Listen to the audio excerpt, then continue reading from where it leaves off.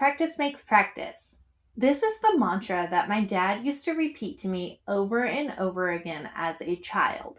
Now, let's take it back a bit. My family is hippie rock stars, so most of my weekends were spent venturing around the state in the back of a van with a load full of equipment. And we're going to discuss today what this mantra means and how it can be applicable for creating and sustaining a thriving private practice, and what your day to day might look like with utilizing this slightly bizarre mantra. My name is Sheena, and I'm a dietitian that has been in private practice for the last decade. And if you're serious about starting your private practice, I drop new episodes every Wednesday. So definitely click that subscribe button, hit the notification button so you don't miss a single episode, and continue on that momentum with your dietitian practice. So practice makes practice. This used to drive me bananas because my dad always thought that learning music was the priority in life. And his other side to that was we never have enough practice to be considered quote unquote perfect in the music industry. And this just drove me nuts as somebody that was very goal oriented, even as a small child. Like, I was a perfectionist, I was goal oriented, I was straight A student, and I just couldn't understand how my dad was perfectly fine with practice meaning more practice. So, what does that actually mean?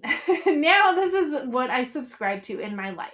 So the most basic way that I can describe this is that when you are playing music, you are not playing that music to get to the end of the song.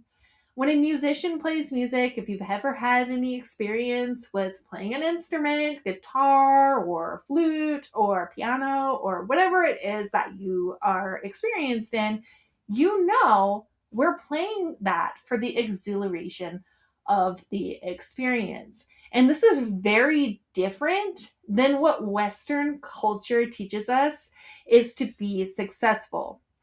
Another thing that this means is that there's a million ways to do it, right? So I like to use the example, he plays Jimi Hendrix.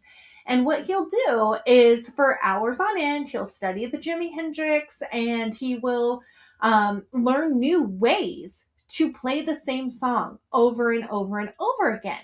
And so what that really teaches us is that we can do riffs in different unique ways, and all of them can be just as good and exhilarate different experiences. And that's that practice makes practice mentality. There is know the best. And I think that is really important to remember as dietitians starting a private practice. We're not competing. Everybody is a different flavor. Everybody brings a different energy to the field. It has something to offer. And if we think about it from the collaboration standpoint of collaborating with other professionals, collaborating with other dietitians versus competing and trying to get that client before the next dietitian does, we're going to have so much of a bigger and better experience and be so much more successful and profitable in our dietitian private practice. Because when we think about it from the perspective of like music, when we think about some of the greats in music, the Beatles, Jimi Hendrix, Janis Joplin, some of the 80s bands, so Heart, Poison, Motley Crue, our modern bands, Taylor Swift, they're all completely different. And we can like a multitude of them and gain really, really valuable experiences, even though that music is very different.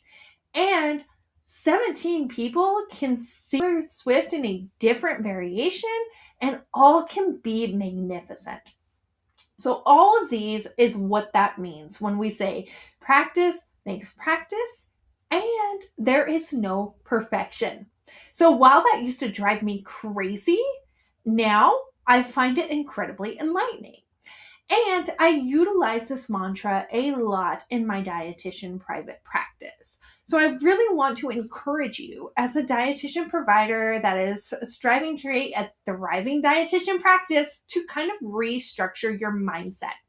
So what we're going to want to do is we're going to essentially have to unlearn a lot of these Western values that are tied to what we think about making money. And these are some of these capitalistic perspectives that honestly don't really improve our bottom line at all. So I'm just going to read them. Okay. So some of these perspectives that you might identify with that are really going to harm that private practice and don't get us into the mentality of being in the moment and experiencing things as they are these.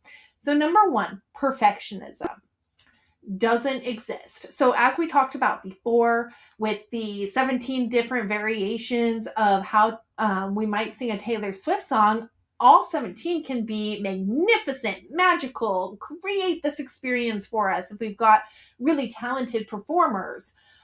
But they are not perfect, not a single one of them, because perfectionism is one, subjective, which two, makes it unachievable. So practice makes practice, not perfection, which doesn't exist and is also the absolute lowest standard that we can have because it's subjective and imaginary. Okay, so the second one is going to be a sense of urgency. We need to get there as fast as possible. Okay, back to the sounding board of the practice makes practice. We do not play a song to get to the end of the song. We do not do dietitian practice to get to the end of dietitian practice. Okay, we're here. We're being. We are her now. Who are we now? And whatever our goals are, can we be the person that would be performing in the way that we currently are if we had all of our biggest dreams and aspirations? Can we do those things each day? And that is the business that we want to create. We don't want it urgent. We want it in the moment. And we want to continue practicing and being in the things. The next one is only one right way. There are a bajillion ways to be successful in dietitian private practice, guys. So there are a bajillion ways to be successful, and there are a bajillion ways to make a bajillion dollars and be completely miserable. So what we want to look at is, what is the person that we want to be? What is she going to be doing when you achieve your goals? And be that now. Experience that now, like we're playing a song. The next one is individualism. This is a big one, you guys, because individualistic societies are constantly competing, constantly trying to grab for our piece of the pie. But people that are at the top are collaborating. So a really good way to think about this is if you're trying to kind of hoard all of the things when it comes to your dietitian practice, you may have the entirety of like a grape. But if you're dividing out, you're collaborating with other dietitians, you're collaborating with therapists, you're collaborating with doctors, you're collaborating with people that are putting on podcasts or YouTube or whatever it is to kind of help showcase that expertise and also build that other person up, then we're all having a bigger piece of the pie. We're creating something bigger and better. And so while we might get less of a piece of that pie, right? So say, the whole thing would be considered like a watermelon, right? Would you rather have the whole grape or a giant slice of watermelon that comes from collaboration? So individualism, not where it's at. Stop competing. There's no competition. There are enough clients for everyone. And not all clients are going to be your perfect fit. The next one is black and white thinking. So there's one right way to do it. There's one wrong way to do it. Again, this comes back to practice makes practice. Everybody is a different flavor and we all have something to add. So this is really, really going to be powerful when you are thinking about your dietitian private practice, is instead of considering how can I meet these objectives and have these strict bottom lines and do this thing the one right way, instead consider, who do I want to be while I am doing these things? Because when you are an entrepreneur, everything gets mixed together like a big salsa, right? And honestly, you guys, the idea of work-life balance is complete BS. It's complete BS. And I want to bring that back to, where my dad was as a musician as well. Until 4 in the morning every single night. He's 74 years old, still does it. That's his favorite thing to do. That's literally his favorite thing to do. That's how he's made money his whole life since he was 10, 15 years old. He wants to do that. And so we want to create a business where we want to be there every day, where we want to do whatever our tasks are to help facilitate the growth of that business every day. So we don't necessarily have to be the provider in the office providing the one-to-one consultations, but what lights you up? Who do you want to be, and what do you want to do every day when you wake up in the morning? For my father, it was playing the guitar. Still is. That's what he will choose to do anywhere he goes. When he is on vacation, he goes and finds the hotel with the quote unquote best bathroom with the acoustics that are going to amplify his music when he's on vacation. Okay. So, what I don't want you to think is there's this big split between here's where I go to work as an entrepreneur, here's where I have life as an entrepreneur. It is all mixed. And we need to create that business that we want to get up and get excited to do every single day. It doesn't mean we're going to be excited for every single task.